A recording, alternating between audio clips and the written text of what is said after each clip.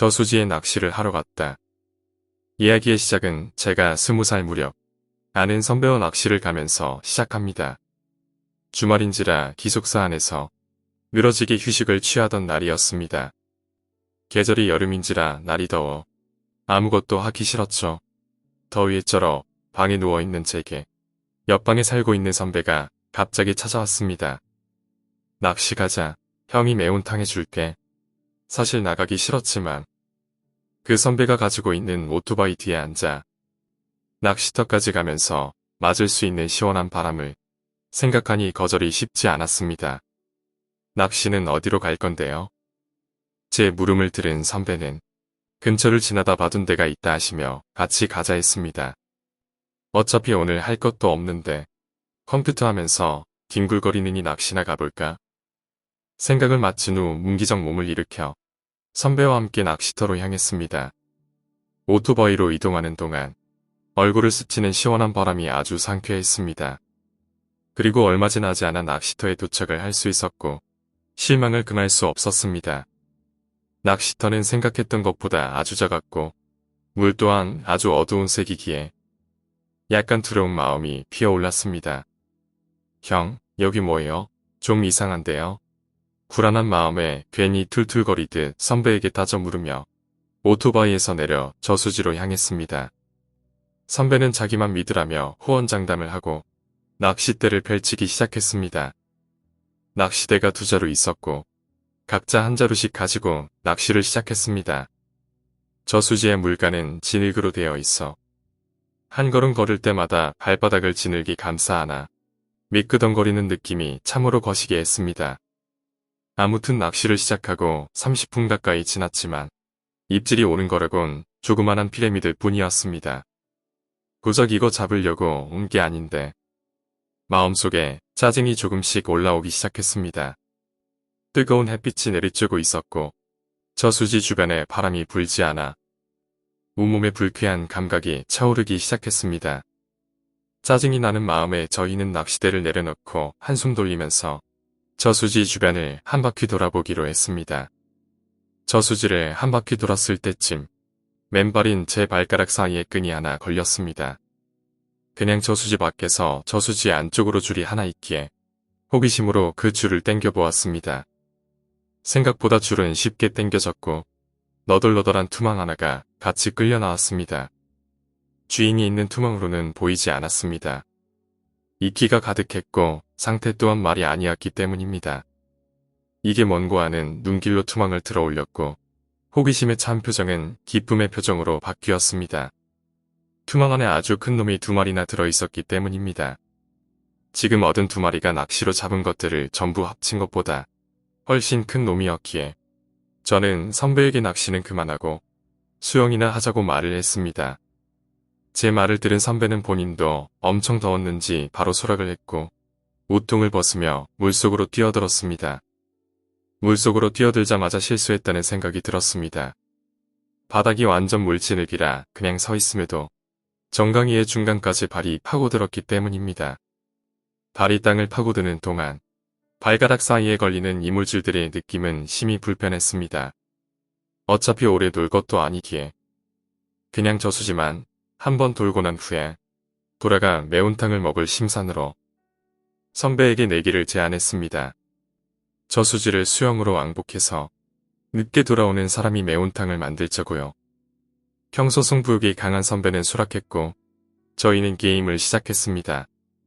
내심 수영에 자신이 있었는데 게임이 시작하자마자 선배는 물찬제비처럼 앞으로 치고 나갔습니다. 제가 저수지의 중간쯤 지나고 있을 무렵 선배는 저보다 10m 가까이 치고 나간 상태였습니다. 이건 이길 수 없겠구나 하고 패배의 예감이 강하게 들 무렵 큰 문제가 발생했습니다. 여름이라 저수지에 수초가 많이 자랐는데 수초가 수면 가까이에도 자라나서 몸에 엉켜 다리가 걸린 겁니다. 생각지도 못했던 일이라 수초가 다리에 엉키자마자 호흡이 가빠졌습니다.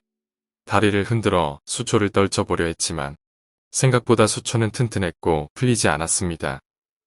손으로 수초를 풀어보려 수영을 멈추고 발목으로 손을 가져가 휘저었지만 한 번에 여러 줄기가 엮인 건지 제 손의 힘으로는 풀리지 않았고 주변에 있던 수초들까지 엉키기 시작해 물 위에 떠 있을 수가 없게 되었습니다. 점점 엉킨 수초로 인해 머리까지 물속으로 끌어당겨지게 되었습니다. 이 순간 정말 많은 생각이 들었습니다. 이거 진짜 죽을 수도 있겠는데 왜 나만 걸렸지? 어머니, 아들 먼저 갑니다.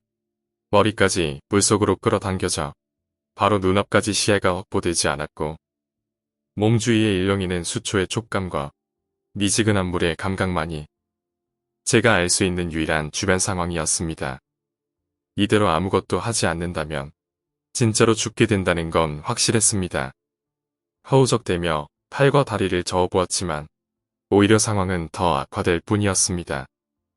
삶과 죽음의 기로에 서 있고 어떻게든 살아남아야 했습니다. 이때 아이디어 하나가 머릿속을 스치고 지나갔습니다. 아이디어란 물렁한 바닥이었습니다. 바닥이 물렁하니 수초가 아무리 튼튼해도 뿌리까지 안 뽑히지는 않을 거란 생각이 들었습니다. 아이디어가 떠오름과 동시에 다리를 접어 수면 아래로 빠르게 내려갔습니다. 수심이 3m, 그 정도쯤 되지 않았을까 생각합니다. 손을 위로 뻗어도 수면 위로 손이 올라가지 않는 깊이에서 물속으로 2, 3초 정도 더 내려갔으니 3m 전후가 적절한 추측이 아닌가 싶습니다. 수면에서 마지막 숨을 들이마시고 물속으로 들어왔지만 허우적거리면서 숨이 얼마 남지 않았습니다. 거의 한계에 다다른 거죠. 숨을 참는 것 자체가 고통스러웠지만 발목에 걸린 수초를 손으로 끌어당기며 내려가자 빠른 시간 안에 바닥에 닿을 수 있었습니다. 바닥을 손으로 만지자마자 팔을 빠르게 휘저었습니다. 양팔에 수초가 감겨드는 걸 느끼곤 손으로 그 수초의 가장 아래 부분을 움켜쥐었습니다. 그리고 두 발을 저수지 바닥에 디디며 위를 향해 온몸을 쭉 뻗었습니다. 물렁한 바닥으로 인해 다리가 무릎까지 파고들었지만 제 손에 쥐어진 수초는 모두 뿌리째 뽑아낼 수 있었습니다. 숨을 참는 게 정말 고통스러웠지만 수초를 뽑아낼 수 있어 살 수 있다는 희망이 생겼습니다. 어느 정도 수초를 뽑아냈지만 남은 수초가 있기에 손에 쥐어진 수초를 옆으로 내던지고 양손을 갈퀴처럼 만들어 다리 부근을 긁어내듯이 휘저었습니다. 뚝뚝 거리는 소리를 내며 주변의 수초가 뽑혀 나왔습니다. 이렇게 기분이 좋을 수가 없었죠. 그리고 저는 다시 위로 올라가 살아남겠다는 의지로 수면을 향해 도약했습니다. 다리가 생각보다 깊게 박혀 있어 생각보다 잘 빠지진 않았지만 이 심형 같은 저수지 바닥에서 나갈 수 있다고 생각하니 탈출을 성공할 수 있었습니다. 수면에 다다르자마자 숨을 몇 차례 몰아쉬었고 저수지 바깥쪽에서 놀란 눈으로 저를 지켜보고 있는 선배가 보였습니다. 저는 배영을 해서 저수지 바깥쪽으로 나갈 수 있었습니다. 다리에 또 걸릴까봐 무서워서 배영을 했습니다. 흐느적거리면 손을 아래로 향하지 않아도 얼마든지 앞으로 나갈 수 있으니까요. 배영을 하다 저수지 바깥쪽 땅에 머리가 닿았지만 바로 일어나지 않았습니다. 방금 제게 일어난 일이 너무나 무서운 일이었기에 놀란 가슴을 진정시킬 시간을 가지고 싶었던 거죠. 이후 선배에게 자초지종을 설명했습니다. 선배는 저수지 끝에 도착해서 다시 돌아가려 했는데 제가 허우적거리고 있어 깜짝 놀랐다더군요. 이 말을 듣고서 선배에게 후배가 물속에서 허우적거리다 없어졌는데 왜 구하러 안 왔냐고 화를 냈습니다. 그래서 매운탕을 제가 안 할 수 있었죠. 죽다 살아나 한숨 돌리고 있을 때쯤 저수지 옆에 있는 건물에서 아저씨 한 분이 나오시더니 수영하면 큰일 날 수도 있으니까 수영을 하지 말라는 말씀을 해주셨습니다. 조금만 빨리 오셨으면 좋았겠지만 어쩔 수 없는 일이기도 했습니다. 이때 있었던 사건을 지금까지도 우려먹으며 영웅담처럼 이야기합니다. 오늘 이야기는 여기까지입니다. 오늘 이야기가 재미있으셨다면 구독과 좋아요, 댓글 부탁드립니다. 댓글은 저에게 큰 힘이 됩니다. 감사합니다.